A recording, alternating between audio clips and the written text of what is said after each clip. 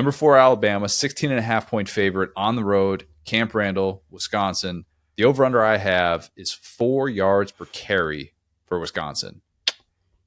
Pretty straightforward.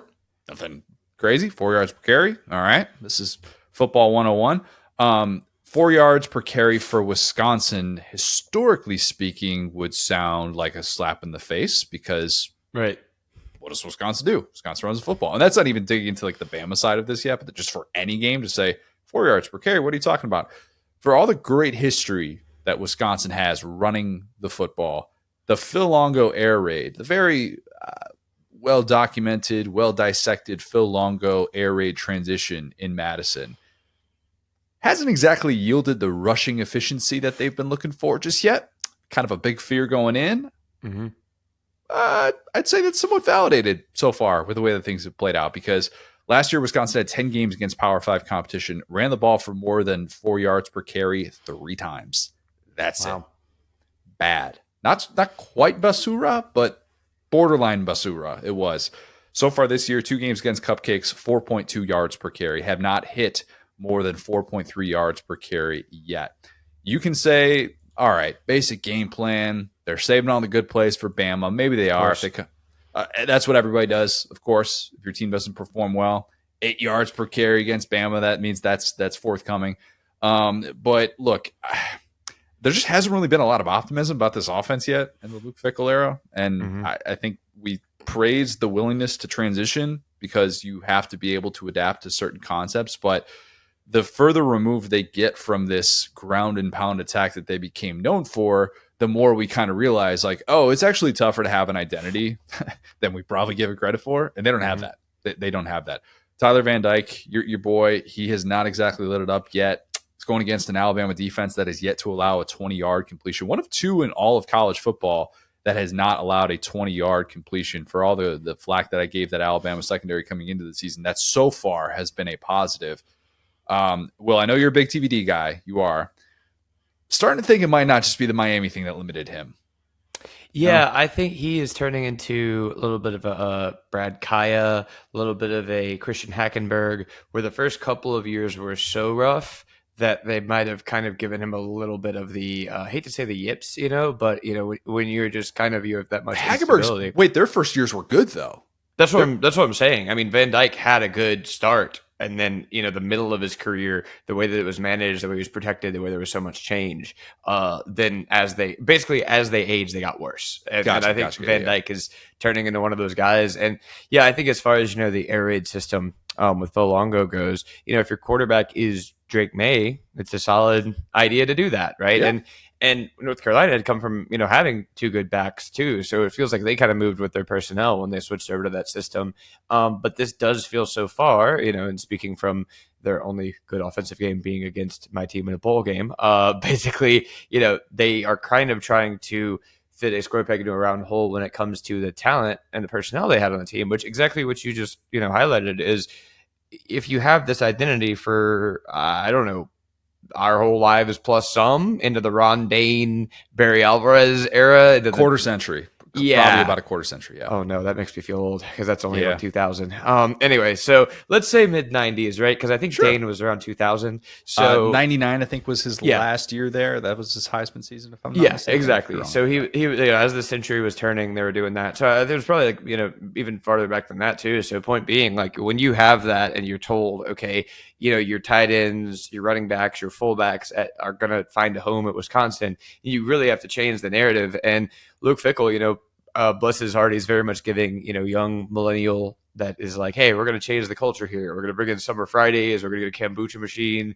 And I would love to see, I need to go check the Wisconsin's fan boards. I feel like I have enough fan boards to look at, but I would love to see if there's a lot of run the dang ball on there. Could be.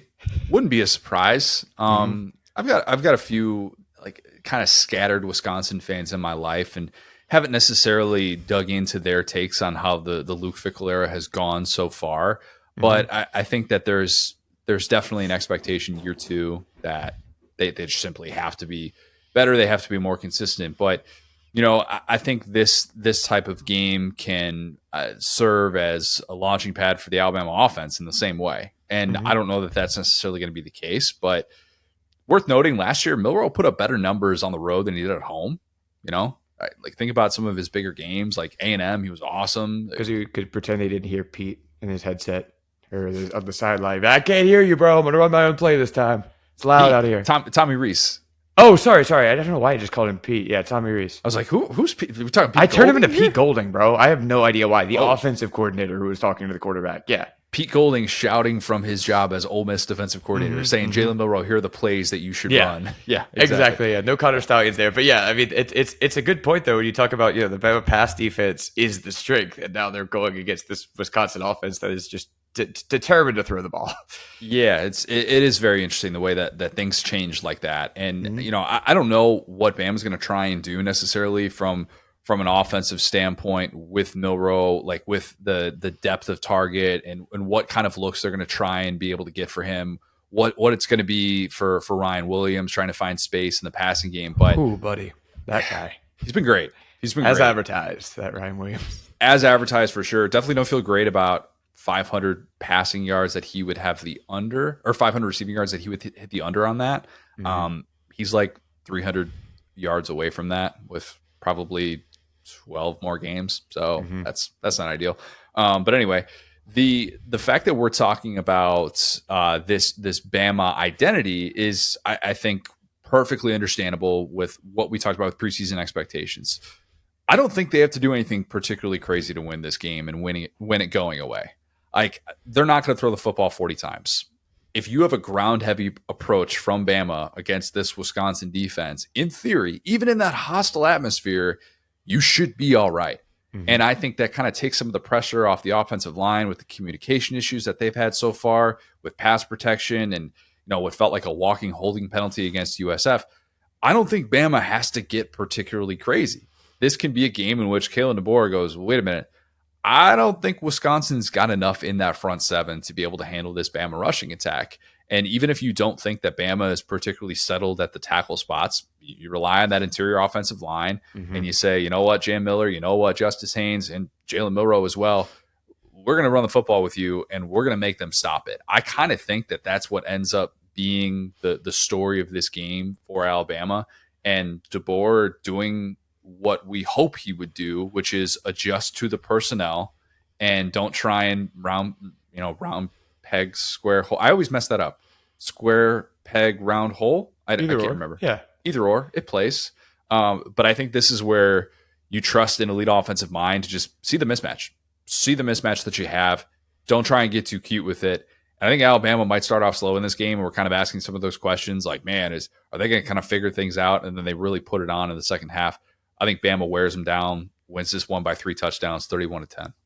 Yeah, I'm fully with you there. I think that Wisconsin lacked a little bit of that we talked about with Bama in the preseason, where their leadership kind of got together and rallied around this new philosophy, offensively. And I think that it is just a work in progress over there, and that kind of goes down, the points you've been making, which is that at Wisconsin in 2024, you're not getting these level of like athletes, right? You definitely get some diamond in the rough guys, similar to Iowa, right? But it's like you're not getting guys where it's like, oh, well, we're telling some incredible like Will Anderson level athlete to switch from a 3-4 to a 4-3, for instance, where it's like, okay, we have the guys that we got. They lost Gio on the line, he hit the portal, and don't think that guy was amazing or a world changer, but he's a space filler, right? And so that's the thing, when you start off with a roster that's not super talented in the NIL era, and then you kind of go through that attrition, I feel like they just don't have the size, especially, again, it talks about recruiting offensive and defensive linemen when you have a ground and pound style. Well, if you're, turning the ball over more, or if you're punting more, you're getting your defensive guys on the field more.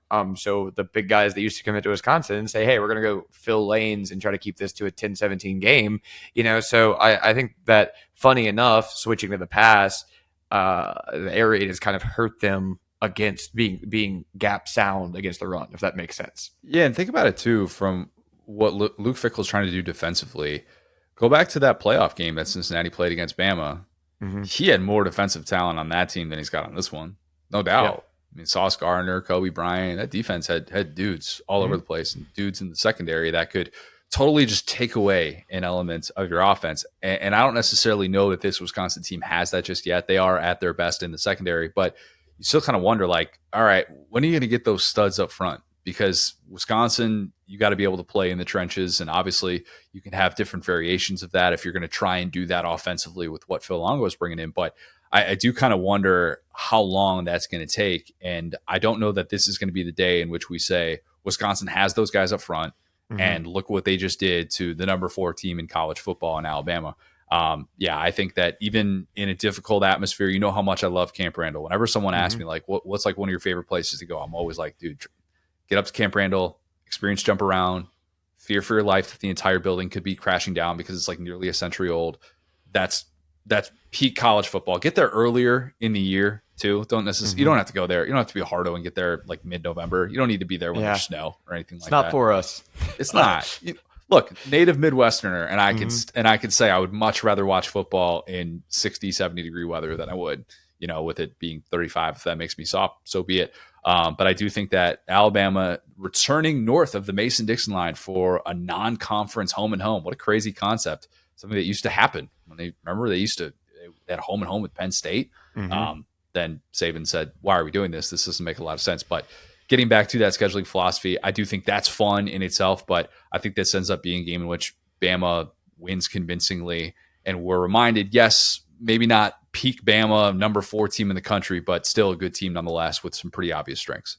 Yes, and I will say, just to tack on one final point, this is the time that I feel like I might actually miss Nick Saban a little bit, because I do feel like Jump Around is just on that edge of pop culture, kind of similar to the Cupid Shuffle, where he probably knows that song a little bit, so we might have missed out on a video of Nick Saban kind of doing a little jump, just a little bit. If they're up by 2-3 touchdowns.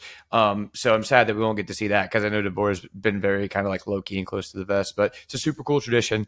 And I mean, yeah, to your point, I'm right there. I think Bama will probably break this one open late the way they did last week. And the ability they had to score that many points quickly is so wild to me. So yeah, I think Bama will probably get up in the 30s and probably win by about 10. If Saban had a game at Iowa during his time at Alabama, do you think he would have done the wave? Man, I feel like he would have, honestly. See, this is what we're going to get in the new era, is like coaches seeing these traditions for what likely will be maybe the only time in their life, I mean, when LSU played USC, it was the first time since, I want to say the 90s. And it was like, wow, or actually the 80s. I was talking to a fan next to me. And so it's going to be really cool to see these teams that we haven't really seen before, as, people aren't as scared to lose these out of conference games. Agreed. Fun non-conference matchups that we'll be able to see throughout, I think, the 12-team playoff era. Mm-hmm.